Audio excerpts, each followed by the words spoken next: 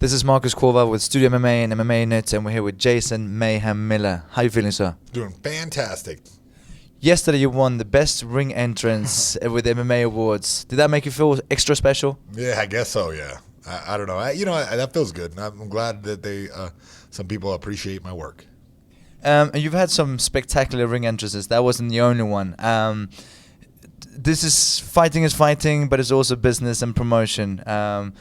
What makes you have these ring entrances when you get a chance? Well, I don't know. I just want everybody to be entertained. I want not only just in the fight. I want everyone to also be entertained during the walkout. I want you to get your money's worth for your ticket.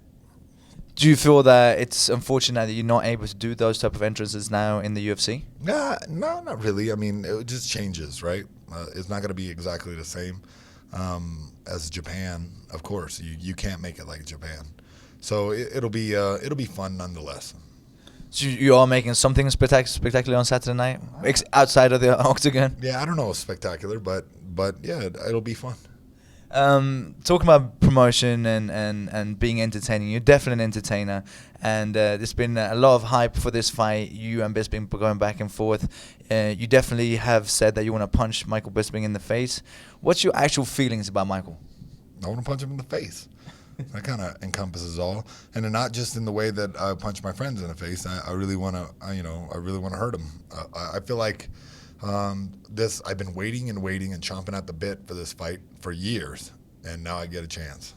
So it's not just hype. You honestly, there's some bad blood.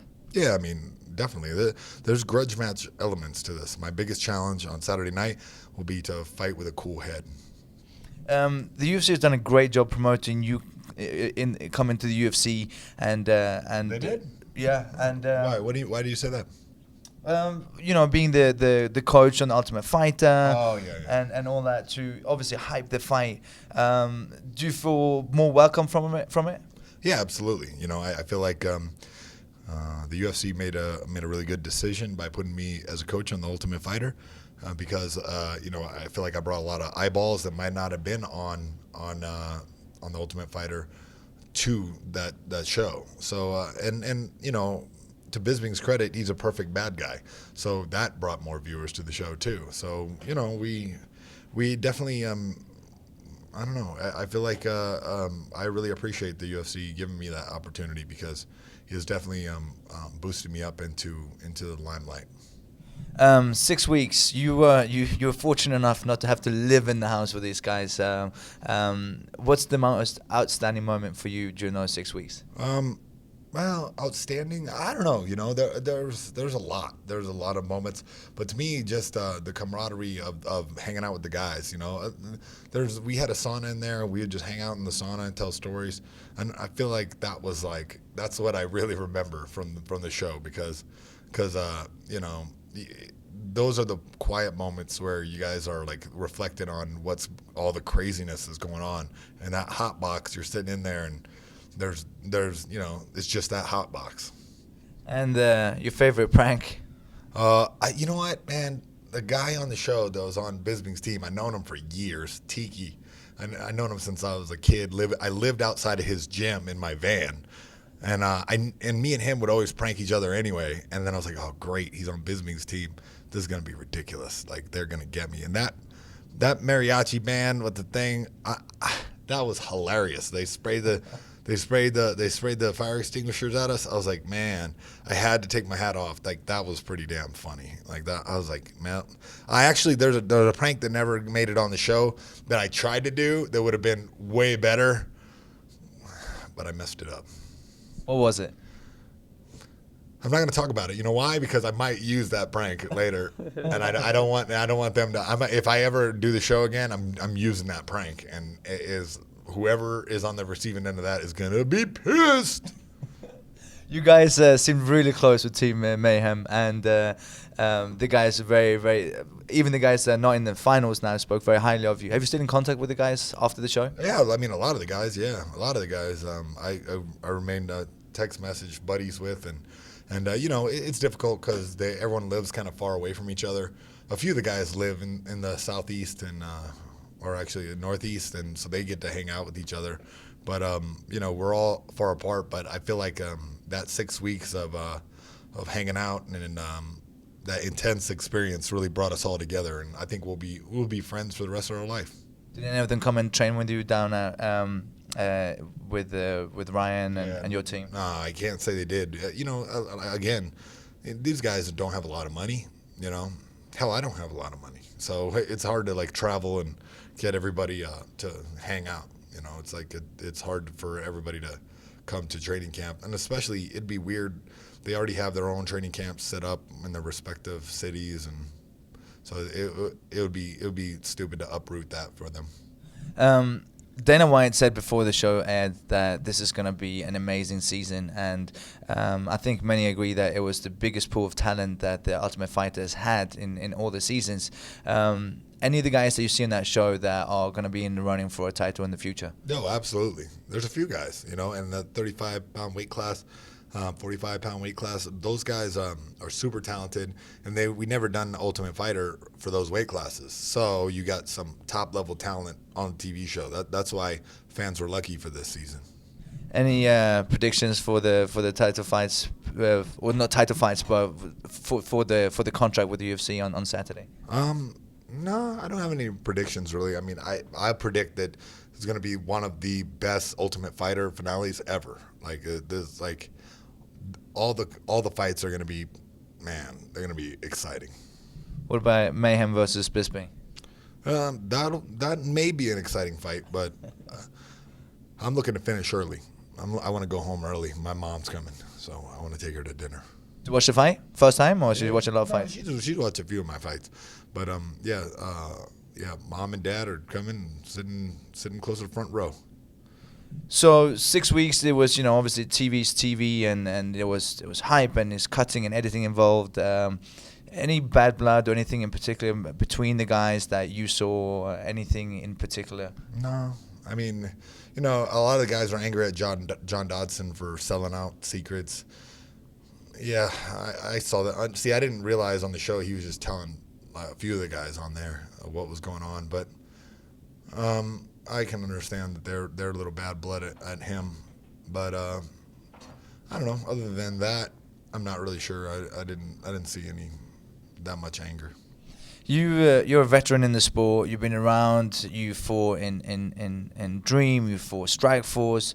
What's the main difference? What separates the UFC from the other organizations? Well, the UFC is the best in the world. They put on the best show. They put on the best show in the world, and so with that comes an amazing fan base. A lot of people, Strikeforce had a good fan base, and they had their own unique one. And Dream, very interesting as far as Japan goes. The fans there were great, but in the Ultimate Fighting Championship, they have a core group of fans who are so hardcore. It's really cool. It's really refreshing to see that. It's like kind of like I have Mayhem monkeys who've been with me forever. They've been with me forever. So it feels good to have that type of support, and the UFC has a very similar thing. As a fan, sitting watching there and see the type of ring entrances that you've done both with Strikeforce and in Dream, and that we see in boxing as well. UFC don't allow it. And they're so good at promoting what they do. Do you think it would make it more exciting to have those type of entrances allowed in the UFC as well? I feel like UFC has to do their own thing.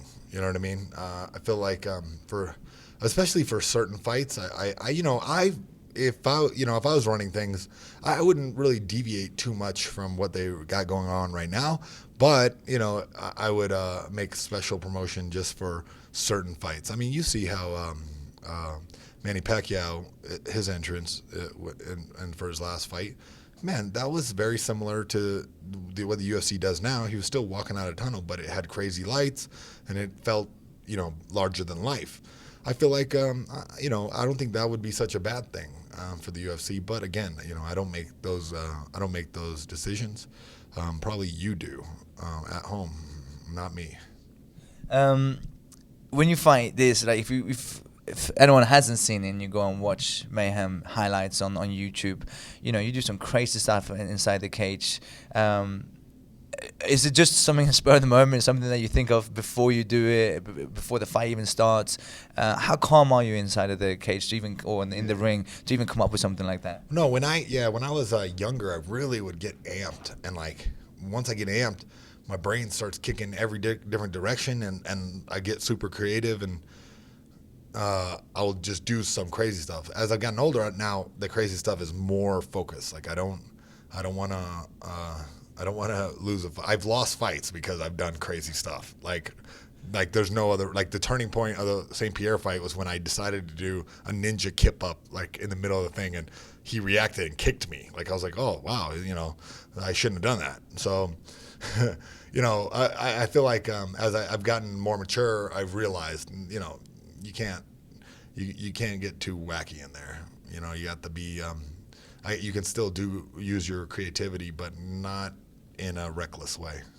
So Ryan has been with you for a long time, managing you, coaching you, being a mentor for you, and as calm as he is, the coach you saw on the Ultimate Fighter as well.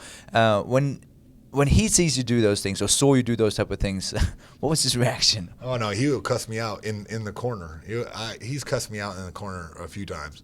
Like one time I was beating a guy's ass, and in the first round, and then I started getting cocky, and I was like the guy was real heavy puncher, dude.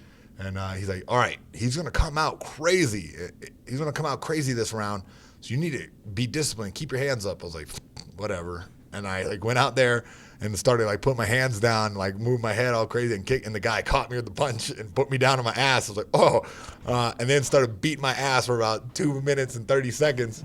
And then I got my wits back and came back at the end of the round. And then as soon as I sat down, before he even said anything, I just started going, I'm sorry. And he's like, you get it together. He cussed me out in the corner, and then I went out there and beat the guy. But so you apologized between the rounds? Yeah, all I did was apologize in between rounds because I was like, that was my fault. Like I got cocky. I was doing stupid stuff. So Mayhem's crazy career, in your opinion, what's your craziest moment? I don't know. Dude, whatever. I don't know.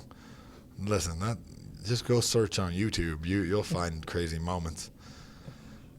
Yeah, I don't want to talk about them. I really don't. So you're saying you've matured, you've calmed down? Yeah, I don't want to look at my rearview mirror because it's pretty ugly back there. So what does the blonde-haired Mayhem bring that the black/redhead Mayhem didn't? You know what? I don't know. I feel like this is just a brand new version.